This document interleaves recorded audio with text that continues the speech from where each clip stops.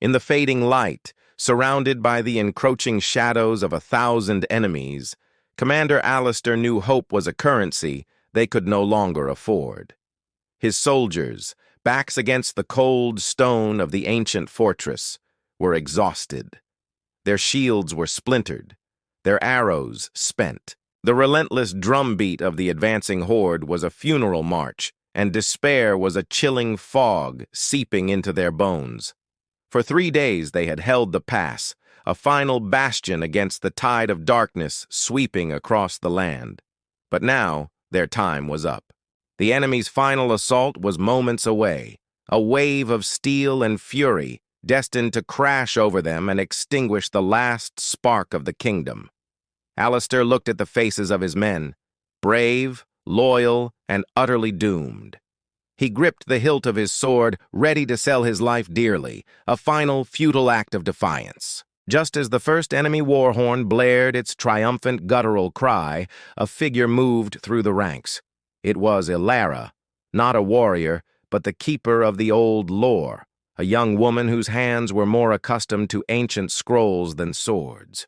Her eyes, usually filled with the quiet wisdom of bygone eras, now held a fire that outshone the setting sun. She walked past the weary soldiers, her expression serene, almost ethereal. "What are you doing, Ilara?" Alistair cried out, his voice raw with disbelief. "Get back! This is no place for you!" She simply smiled, a sad, beautiful smile that silenced the chaos for a heartbeat. "Sometimes the oldest stories require a new ending, Commander," she whispered, her voice carrying on the wind. Before anyone could stop her, she stepped through the fortress gates, alone, and began walking toward the sea of enemies. The advancing horde paused, confused by the sight of the lone, unarmed woman. Laughter and jeers rippled through their ranks. Who was this fool, offering herself up for slaughter? But Ilara didn't falter. As she walked, she began to chant in a language older than the mountains themselves, a tongue of pure creation. The air around her started to crackle, to hum with an energy that made the hair on every soldier's arm stand on end. The ground beneath her feet began to glow, faint at first, then with an intensity that forced everyone to shield their eyes. She was drawing on power forbidden for millennia, a force that demanded an ultimate price. The laughter of the enemy died in their throats, replaced by a growing primal fear. With a final, soul-shattering word, Ilara threw her arms wide. A blinding column of pure white fire erupted from her, soaring into the sky like a newborn star. It wasn't a fire of destruction, but of purification. It didn't burn, but it washed over the enemy ranks like a tidal wave of light. Where it touched, the dark magic that animated the horde unraveled.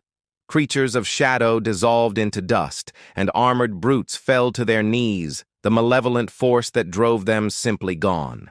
The fire consumed nothing but the hatred that fueled their war. It was a spectacle of terrifying beauty, a symphony of light and absolution. Inside the fortress, the soldiers could only stare in awe and horror, understanding the sacrifice they were witnessing. The fire was Ilara herself. Her life force, her spirit, her very essence, given freely to save them all. When the light finally subsided, the battlefield was silent. The enemy was gone, vanished, as if they were nothing more than a bad dream. The pass was secure. The kingdom was safe. But where Ilara had stood, there was nothing.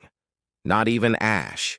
Just a single white flower, its petals unfurling in the dawn's first light, a testament to the woman who walked into the fire alone and became the dawn. They had been surrounded by darkness, until she chose to become the sun. Her name was never carved into a monument of stone, but it was whispered in the wind, remembered in the light of every sunrise, and honored in the peace she had bought with her very soul. Thank you so much for joining me on this incredible story. If tales of courage and sacrifice move you, make sure to hit that subscribe button and ring the bell so you do not miss our next adventure. We'd love to have you in our community. Until next time, stay curious and stay brave.